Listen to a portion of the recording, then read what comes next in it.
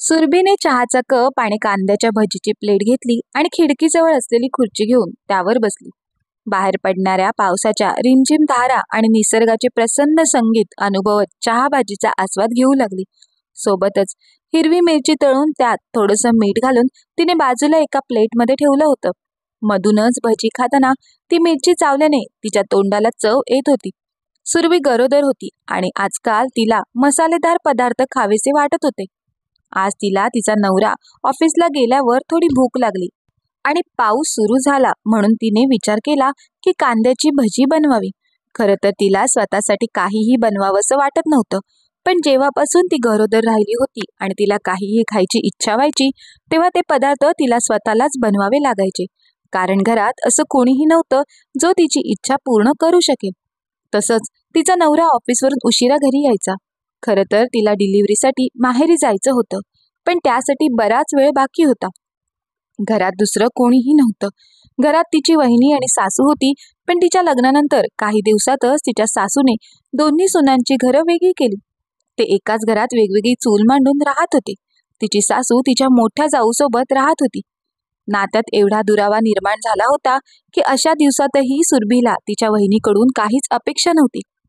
खरं तर सासू घरातील कोणत्याही कामाला हात लावत नव्हती, पण सुरभीची मोठी जाऊ म्हणजेच मंगलवहिनी अतिशय चांगल्या स्वभावाच्या होत्या. खरं तर सुरुवातीपासून तिच्या सासूने ज्या प्रकारे दोन्ही सुनांमध्ये फूट पाडली होती, त्यामुळे मंगलवहिनी सुद्धा सुरभीला जास्त पसंत करत नव्हती आणि सुरभी सुद्धा वहिनीसोबत थोडंसं लांबच राहायची. यामुळे दोन्ही सुना एकमेकांपासून लांबच राहू लागल्या. पण अशा परिस्थितीत सुद्धा मंगलवहिनीचं मन विरघळून जायचं. जेव्हाही त्या सुरभीच्या आवडीची कोणतीही गोष्ट बनवायच्या तेव्हा कदाचित सुरभीला हे खाण्याचं मन होत असेल असं त्यांना वाटायचं. त्यामुळे त्या विचार करायच्या की ही बनवलेली डिश सुरभीला नेऊन भरवावी. पण त्यांना भीती वाटायची की जर सुरभीने या गोष्टीसाठी नकार दिला तर त्यांचा अपमान होईल, कारण सुरुवातीला जेव्हा ते वेगळे राहू लागले तेव्हा त्या दोघांमध्ये बरंच भांडण झालं होतं. त्यामुळे त्या दोघांच्या नात्यामध्ये थोडासा दुरावा आणि कडवटपणा आला होता. तिच्या सासूच्या सवयी चांगल्या नव्हत्या. भूतकाळात तिची सासू त्यांच्या सासू सासऱ्यांसोबत भांडून स्वतःचा संसार वेगळा करून राहू लागल्या. त्या त्यांच्या सासू सासऱ्यांसोबत एकत्र राहत नव्हत्या.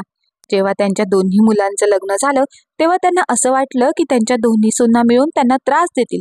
त्यामुळे त्यांनी सुरुवातीपासूनच दोन्ही सुनांमध्ये भांडण लावून स्वतःचं वर्चस्व गाजवू लागल्या.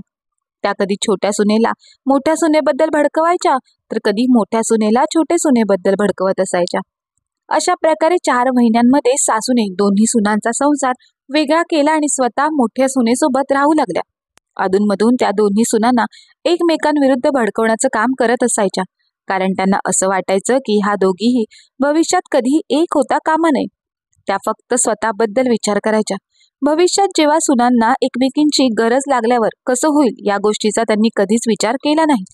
थोड्या वेळानंतर सुरभी भजी संपवून किचनमध्ये पोहोचली आणि प्लेट धुतल्यानंतर जेव्हा ती हॉलमधून जात होती तेव्हा तिने पाहिलं की तिची मोठी वहिनी मुलीसोबत बसून पाणीपुरी खात होती. तिची वहिनी मंगल खूप स्वादिष्ट पाणीपुरी बनवायची.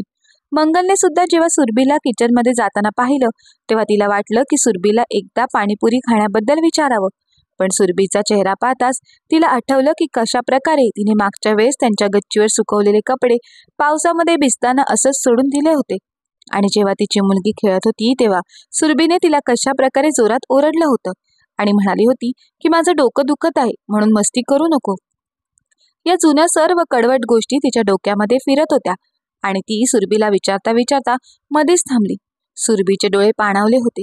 सुरभी विचार करू लागली की एकाच घरात असून, तसंच मी गर्भवती असून सुद्धा माझे डोहाळे पुरवण्यासाठी कोणीच नाही. जरी वहिनीला मी आवडत नसली तर निदान अशा परिस्थितीत त्यांचं माझ्यावर जराही प्रेम राहिलं नाही का? एक स्त्री असण्याच्या नात्याने त्या मला काय खायचं आहे हे विचारू शकत नव्हत्या का? इथे मंगलला सुद्धा थोडंसं विचित्र वाटत होतं. तिने पाणीपुरी खाल्ली नाही. तिच्या मुलीने संपूर्ण पाणीपुरी पटापट खाऊन टाकली. मंगलला त्यावेळेस योग्य वाटत नव्हतं, कारण अशा परिस्थितीतून सुद्धा ती सुद्धा गेली होती आणि त्यावेळेस तिच्यावर लक्ष देण्यासाठी कोणीच नव्हतं, कारण तिच्या सासूने घराच्या पूर्ण कामाची जबाबदारी तिच्या खांद्यावर टाकली होती. हो, पण जेव्हा ती डिलिव्हरीसाठी माहेरी गेली तेव्हा तिच्या आईने आणि भावाच्या बायकोने तिच्या सर्व इच्छा पूर्ण केल्या. पण आता सुरभीला सुद्धा अशा परिस्थितीतून जाताना ती पाहत होती. त्यामुळे ती मनातल्या मनात विचार करू लागली की आपण स्वतःहून एक पाऊल पुढे टाकावं आणि सुरभीकडे जावं. पण भूतकाळातील कडवट गोष्टी आठवून तिचे पाऊल पुढे जाण्यास थांबायचे.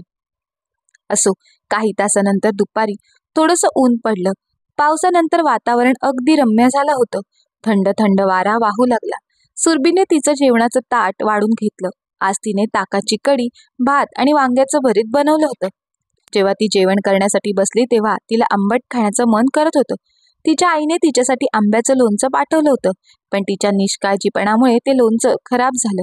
आता तिला लोणचं खाण्याची इच्छा होत होती, पण बाजारातून विकत आणलेलं लोणचं तिला आवडत नव्हतं. हातात घेतलेल्या बाजारातून आणलेल्या लोणच्याची डब्बी तिने परत टेबलावर तशीच ठेवून दिली. तितक्यात घरात बनवलेल्या लोणच्याच्या सुगंधाने तिचं लक्ष आकर्षित झालं. डायनिंग टेबलवर तिची वहिनी जेवणाचं ताट वाढून येऊन बसली. सुरभीने तिच्या वहिनीला पाहिल्यानंतर स्वतःची मान फिरवली.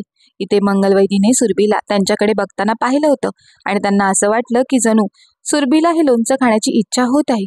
शेवटी तिने आपला संकोच बाजूला ठेवला आणि हिंमत एकवटून ती उभी राहिली. ती एका भांड्यात लोणचं काढून सुरभीसमोर येऊन उभी राहिली. अचानक वहिनीला असं समोर उभं राहिलेलं पाहून सुरभी आश्चर्यचकित झाली. ती तिच्या वहिनीला मोठे डोळे करून एकटक पाहू लागली. मग मंगलने आपला घसा साफ करत संकोचून म्हणाली, अगं सुरभी, हे आंब्याचं लोणचं घे, माझ्या माहेरून आलं आहे. सुरभीला वाटत होतं की तिने त्या लोणच्यावर ताव मारावा आणि ती वाटी स्वतःजवळ खेचून घ्यावी. पण सुरुवातीपासून तिच्या सासूने त्या दोघांमध्ये इतका दुरावा निर्माण केला होता आणि ती तिच्या अहंकारामुळे त्या लोणच्याला घेण्यासाठी हात पुढे केला नाही. इथे मंगलचं हृदय जोरजोरात धडकू लागलं, कारण जर सुरभीने तिच्या तोंडावर नकार दिला तर तिचा किती मोठा अपमान होईल असा विचार मंगलच्या डोक्यात येऊ लागला. पण मंगलने स्वतःच्या मनाला कठोर केलं होतं आणि तिने ठरवलं होतं की जर सुरभीने यावेळेस नकार दिला तर भविष्यात कधीच तिच्याजवळ जाणार नाही. काही क्षण विचार केल्यानंतर सुरभीने भूतकाळात घडलेल्या सर्व गोष्टी बाजूला ठेवून लोणचं घेण्यासाठी हात पुढे केला. तितक्यात आपोआप मंगलच्या डोळ्यात पाणी येऊ लागलं. इथे सुरभीच्या डोळ्यात सुद्धा आनंदाने अश्रू दाटून आले. चला, म्हणजे इतकं सर्व होऊन सुद्धा माझी वहिनी माझी काळजी घेते, माझ्याबद्दल विचार करते, यामुळे तिला खूप आनंद झाला. सुरभी ते लोणचं घेऊन खाऊ लागली. ताटात भात, कढी आणि आंब्याचं लोणचं खाताना आनंदाने तिचे डोळे आपोआप बंद झाले आणि चुटक्या मारत म्हणू लागली, वा वहिनी, लोणचं खूप मस्त आहे. खरंच बरेच दिवसापासून असं लोणचं खाण्याचं मन होत होतं. तितक्यात मंगल सुद्धा आनंदाने म्हणाली, अगं काळजी करू नकोस, मी तुला मोठी काचेची बरणी भरून लोणचं देईन आणि जितकं मन होईल तितकं खाऊन घे. आणि अशा वेळेस तुला काहीही खाण्याची पिण्याची इच्छा झाली तर मला नक्की सांग, कारण माझ्या अशा परिस्थितीत माझे डोहाळे पूर्ण करण्यासाठी कोणीच नव्हतं, पण आता तुझ्या वेळेस मी आहे की. इतक्या दिवसापासून अबोला धरल्यामुळे सुरभी भावूक झाली आणि ती काहीच बोलू शकली नाही. सुरभीच्या डोळ्यातून अचानक अश्रू येऊ लागले. ती तिच्या वहिनीचे हात पकडत म्हणाली, वहिनी, या ना, आज आपण एकत्र बसून जेवण करू. मंगल तिच्या जेवणाचं ताट घेऊन सुरभीच्याच डायनिंग टेबलवर येऊन बसली. दोघांनी एकत्र गप्पा मारत जेवण केलं. आज दोघींचं मन जणू हलकं झाल्यासारखं वाटत होतं. नाहीतर आधी एकमेकांना पाहताच दोघींचं डोकं फिरू लागायचं. पण आज दोघीही एकमेकांविरुद्ध कडवटपणा विसरून एक स्त्री म्हणून आपलं कर्तव्य पार पाडत होत्या. हे ते कर्तव्य होतं ज्यामध्ये एक स्त्री दुसऱ्या स्त्रीची काळजी घेताना दिसत होती. हे ते कर्तव्य होतं जिथे एक स्त्री दुसऱ्या स्त्रीच्या सन्मानाची काळजी घेत होती. मंगलने एका महिलेची काळजी घेण्याचा प्रयत्न केला होता, तर सुरभीने एका स्त्रीचा आदर राखला होता. दोघींना असं एकत्र बोलताना आणि हसत हसत खाताना पाहून त्यांची सासू रागाने भडकली. जेवण झाल्यानंतर मंगल भांडी धुण्यासाठी स्वयंपाकघरात गेली तेव्हा तिची सासू तिचे कान भरत म्हणाली, अगं मोठ्या सुनबाई, तू छोट्या सुनेला लोणचं देत होतीस आणि तिच्यासोबत बसून जेवत होतीस. धाकटी सोन तुझ्या विरोधात शेजाऱ्यांकडे तक्रार करत होती. त्यावर मंगल हळूच म्हणाली, जाऊ दे आई, काहीच हरकत नाही. कालपर्यंत जे झालं ते विसरून जायला हवं. आज माझं मन झालं म्हणून मी तिला लोणचं दिलं. त्याच वेळेस सुरभी तिच्या वहिनीसाठी कढी घेऊन येत होती. तिने तिच्या सासूच्या गोष्टी ऐकल्या होत्या. ती आश्चर्यचकित झाली, कारण तिच्या वहिनीबद्दल कोणाकडेच तिने तक्रार केली नव्हती. सासूच्या अशा गोष्टी ऐकून ती तिथेच थांबली. जेव्हा तिची सासू स्वयंपाकघरातून बाहेर पडली तेव्हा सुरभी मंगल वहिनीच्या स्वयंपाकघरात गेली आणि म्हणाली, वहिनी, मी तुमच्याबद्दल अशी तक्रार कोणत्याच शेजाऱ्यांकडे केली नाही. आई खोटं बोलत होत्या. सुरभीच्या गोष्टी ऐकून मंगल आश्चर्यचकित झाली आणि म्हणू लागली की आई सुरुवातीपासूनच मला तुझ्या विरुद्ध भडकवत होत्या. त्यावर सुरभी म्हणाली की आई मला सुद्धा तुमच्या विरुद्ध भडकवत होत्या. त्यानंतर दोघींनी एकत्र बसून एकमेकींना त्या सर्व गोष्टी सांगितल्या ज्या त्यांच्या सासूबाई त्यांना भडकवण्यासाठी वापर करायच्या. तेव्हा हळूहळू असं कळलं की त्यांच्या सासूबाई त्या दोघींमध्ये खोटं भांडण लावत होत्या. दोघीही स्वतःचं डोकं धरून बसल्या. सुरभी तिच्या वहिनीला हातात हात देऊन भाऊक स्वरात म्हणू लागली की जे काही झालं त्यात आपली इतकीच चूक होती की आपण आईंच्या प्रत्येक गोष्टीवर विश्वास ठेवला. त्यावर मंगल म्हणाली, आईंचं आता वय होत आहे, त्यामुळे त्यांचं कर्म त्यांना भोगावं लागेल. पण यापुढे आपल्याला आपल्या जीवनात खूप मोठा प्रवास करायचा आहे.